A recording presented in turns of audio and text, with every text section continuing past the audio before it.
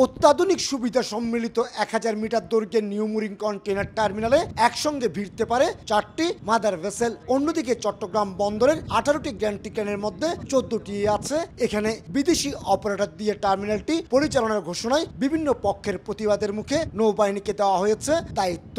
সিদ্ধান্তটি অনুমোদিত হয়েছে বন্দরের বোর্ড সভায়। বেশ কয়েকটা টিম করা হয়েছে, বিশেষ করে ইকুইপমেন্ট সংক্রান্ত, ট্রাফিক অপারেশন সংক্রান্ত এবং ম্যান পাওয়ার সংক্রান্ত সবগুলোর ব্যাপারে আলাদা আলাদা টিম এবং সিডিডিএল কর্তৃপক্ষের একটা টিম সবার সাথে আলাদা আলাদাভাবে মিটিং করে এগুলো ঠিক করছে কীভাবে স্মুথ ট্রানজিশনটা হয়। তো আমরা এ ব্যাপারে নিশ্চিত যে 6 তারিখে একটা স্মুথ ট্রানজিশন হবে এবং 7 তারিখ থেকেই সিডিডিএল এর আন্ডারে নতুনভাবে অপারেশন চালু হবে। চট্টগ্রাম বন্দরের জেনারেল কার্গোবাদ জিসিবি চট্টগ্রাম কন্টেইনার টার্মিনাল সিসিটিকে ডিঙ্গিয়ে 44% কন্টেইনার উঠানামা হয় নিউ মুরিং টার্মিনালে।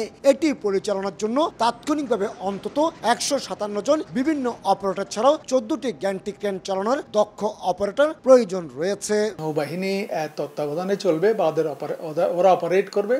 এটা আমার কাছে মনে হয় খুব কঠিন কোনো কাজ হবে না।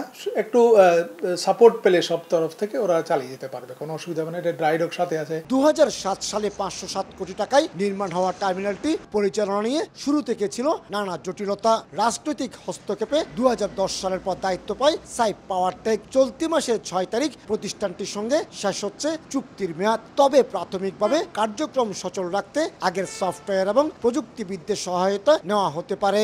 ব্যাকআপ ফ্যাসিলিটি এবং ব্যাকআপ ইয়ার্ডে যেগুলি আপনার কার্গো যেভাবে যায়, কন্টেইনার যেভাবে যায়, ওগুলি ঠিক থাকলে এখানে কোনো কমপ্লিকেশন হওয়ার কোনো প্রশ্ন ওঠে না। নিউ মুরিং কন্টেইনার টার্মিনালে প্রতি ঘন্টায় 30টির বেশি কন্টেইনার জাহাজে উঠানামা করানোর সক্ষমতা রয়েছে। অন্যান্য বার্থ এবং টার্মিনালে যা প্রতি ঘন্টায় 17 থেকে 18টি কন্টেইনার। কমল দে, সময় সংবাদ, চট্টগ্রাম।